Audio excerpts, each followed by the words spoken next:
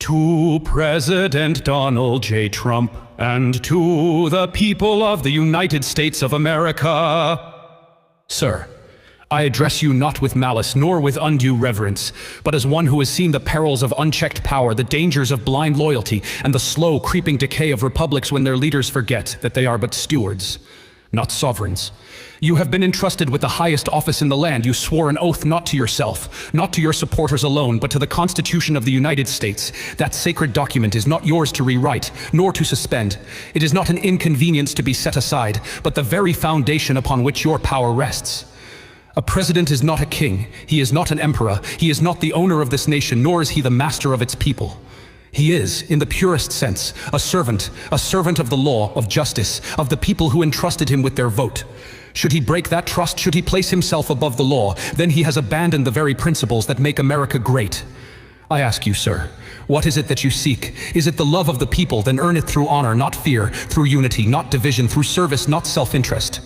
On betraying allies, history will not forget that when Ukraine, a sovereign democracy, called for aid, you turned away. History will not forget that you stood before the world and gave comfort to Vladimir Putin, a man who has made himself an enemy of liberty. The United States does not bow before dictators, it does not cower before tyrants. And yet, with each decision you make, you move this nation further from its allies and closer to those who would see democracy undone. The world is watching, sir, and so is history. Do not be remembered as the man who abandoned the cause of freedom.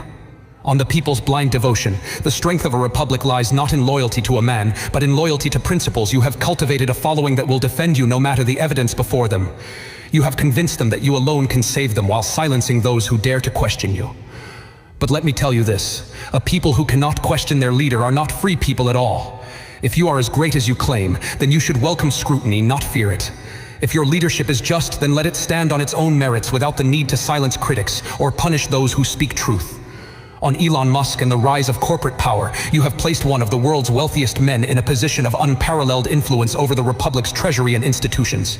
He was not elected, he was not chosen by the people, and yet he now holds power over the very lifeblood of the nation. We fought a revolution to free ourselves from the rule of kings and aristocrats who believed wealth entitled them to dominion over others. Are you now so eager to place America back under such rule? A nation governed by billionaires alone is not a republic. It is an oligarchy. And if you allow this to continue, you will not be remembered as a champion of the people. You will be remembered as the man who sold their future to the highest bidder. On the march to war, you stoke conflict at home. You isolate the nation abroad. You threaten allies, impose reckless tariffs, and set the world on edge with your erratic governance. Do you not see where this path leads? War is not a spectacle. It is not a stage for the performance of power. It is a monster that, once unleashed, consumes all in its path.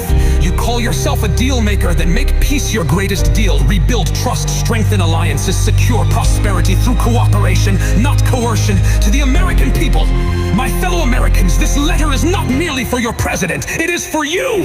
Do you not see what is happening?